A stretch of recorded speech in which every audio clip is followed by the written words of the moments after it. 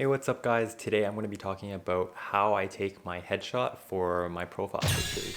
Now I thought this would be an interesting topic to explore because as a photographer, I'm pretty particular about what I want in my frame, how I look, the lighting, the background, and the composition of it all. So I've been getting in the habit of just taking my own profile pictures, and I kind of wanted to share that little process with you guys. So in today's video, I'm going to be talking about what I did in preparation to taking my pictures, as well as some of the choices that I made to compose my headshot.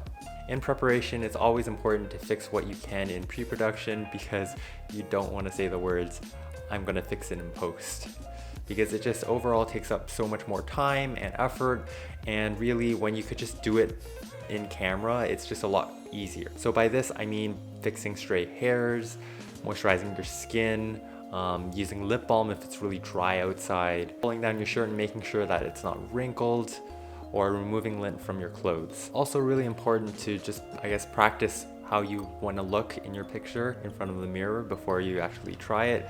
I find that this helps because you actually get a better sense of which angles you like better, and it'll save time when you actually go take the pictures. I set my camera up on a tripod, and for this shoot I'm going to be using the Canon Connect app so I can remotely shoot my photos.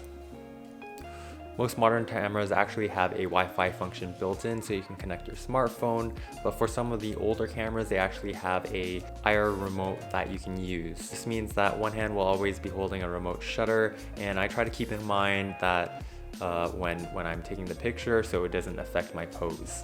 Now the three things that I'm actually most concerned about before I take my picture is actually going to be background, what my background's going to look like, the depth of field, as well as how the lighting is going to be in my picture. Before I begin shooting, I actually look around my backyard, defocus the lens, and try to look for an interesting background for me to use.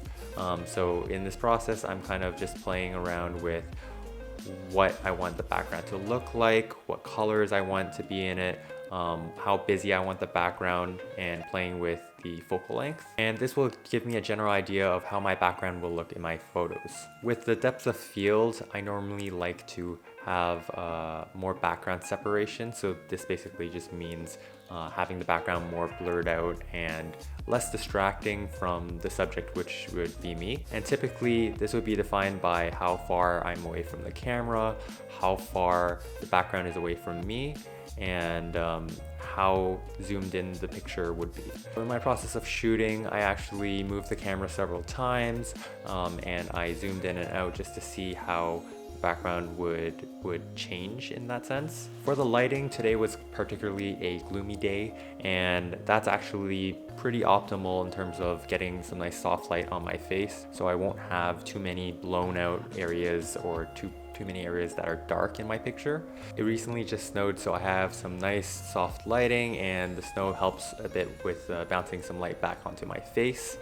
So I just started out by taking pictures with just natural light, and I found that I was missing a little bit of fill that I wanted on the side of my face, so I added a strobe on the side. But really in natural lighting you can still get great results if you compose your photo well. I just found that with the background having a similar brightness to where my face is, it would be better if my face was lit up a little bit more than the background, so I would have more emphasis on me as a subject. Wrapping up this video, I think the biggest hurdle to get over is actually your self-doubt of you being able to take a good picture of yourself. Because I know for me personally, I was pretty self-conscious about taking my own pictures, but realistically, you're going to be the most patient person with yourself. So if you really want to get a good picture, then you can do so.